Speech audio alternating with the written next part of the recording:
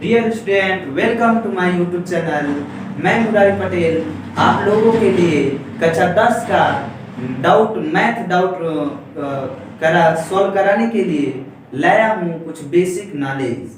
तो चलिए हम बात करते हैं कक्षा 10 की कुछ बेसिक नॉलेज के बारे में।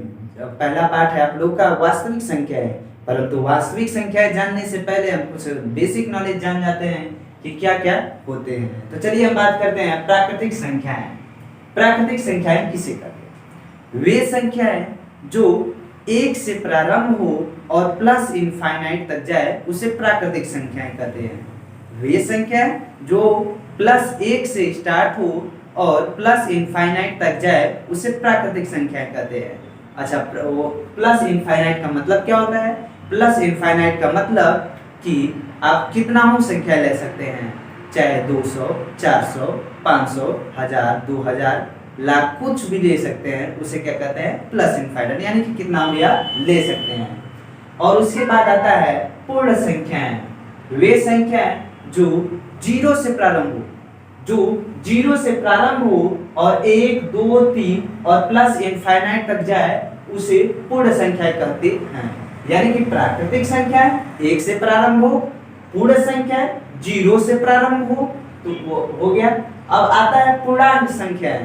पूर्णांक संख्याएं किसे कहते हैं? वे संख्याएं जो सभी पूर्ण संख्याएं होना चाहिए तथा ऋणात्मक संख्याएं मिलकर क्या बनाती है? हमारी पूर्णांक संख्याएं। पहले तो पूर्ण संख्या क्या होती है? 0 से स्टार्ट होती है। और तथा ऋणात्मक संख्याएं, ये ऋणात्मक संख्या का मतलब -2, -3, मतलब माइनस इनफाइनाइट से प्लस इनफाइनाइट तक जाए उसे क्या कहेंगे? हम पूर्णांक कहते हैं। तो फिर उसके बाद आता है अभाज्य संख्याएं। अभाज्य संख्या, अभाज्य का मतलब होता है वे संख्याएं जो केवल अपने आप से कटे या 1 से कटे। वे संख्याएं जो 1 से कटे या केवल अपने आप से विभाजित हो उसे क्या कहते हैं? अभाज्य संख्याएं होते हैं या कहते हैं। तो चलिए देखते हैं, जैसे उसका एग्जांपल 2, 3, 5, 7, 11, 13 और 17, ये सभी संख्या क्या है? देखिए 2 भी आपका 1 से विभाजित हो जाएगा, मतलब सारे संख्याएं 2 है, 3 है, 5 है, 7 है, यानी कि सारे संख्याएं क्या है? 1 से तो विभाजित हो जाएंगी, परंतु क्या यह 2 किसी और से, 1 के छोड़कर किसी और से विभाजित होंगी? तो कहेंगे नहीं। 3 भी तो किसी और से विभाजित नहीं होंगे, और न ही 5 और न ही 7 और न ही 11। ठीक है, अब उसे क्या कहते हैं? अभाज्य संख्याएं कहते हैं। फिर उसके बाद आता है भाज्य संख्याएं। भाज्य संख्याएं किसे कहते हैं? वे संख्याएं जो 1 से बड़ी, यानी कि वे संख्याएं जो 1 से बड़ी हो और 1 के बाद, यानी कि 1 को छोड़कर 1 से बड़ी वे प्राकृतिक संख्याएं जो 1 या स्वयं के अलावा किसी और से विभाजित हो जाए। ठीक है, देखिए इसमें क्या था कि 1 से, केवल 1 से कटेगा या अपने आप से कटेगा। इसमें क्या है? 1 से भी कटे या स्वयं से कटे या किसी और से कटे। अभाज्य संख्या में क्या था? केवल अपने आप से और 1 से। लेकिन भाज्य संख्या में क्या है कि 1 से भी कटेगा और अपने आप से भी कटेगा और किसी और से भी कट जाएगा, उसे क्या कहते हैं? भाज्य संख्याएं कहते हैं। अब उसके बाद आता है परिमेय संख्याएं।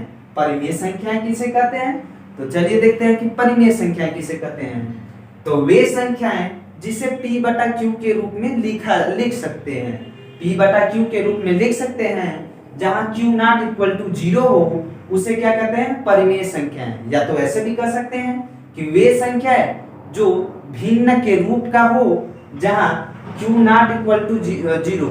Q का मतलब होता है डिनोमिनेटर, मतलब हर उसका 0 नहीं होना चाहिए, और तो उसे क्या कहेंगे? हम परिमेय संख्याएं कहते हैं। जैसे में 1/2, 3/2, 5/7, 9 मतलब कोई भी आप संख्या ले लेंगे, वो क्या कहलाएगा? हमारा परिमेय संख्याएं, जहां Q ≠ 0 होना चाहिए।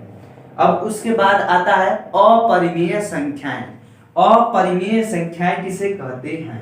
अपरिमेय संख्या वे संख्याएं जिन्हें P/Q के रूप में, वे संख्याएं जिन्हें P/Q के रूप में नहीं लिखा जा सके उसे क्या कहते हैं, अपरिमेय संख्याएं कहते हैं। जैसे पाई, √2, √3 डॉट डॉट कुछ भी, √3, √5, √7, √11, √13 कुछ भी ले सकते हैं आप। तो वे क्या कहलाएंगे, हमारी अपरिमेय संख्याएं कहलाती हैं।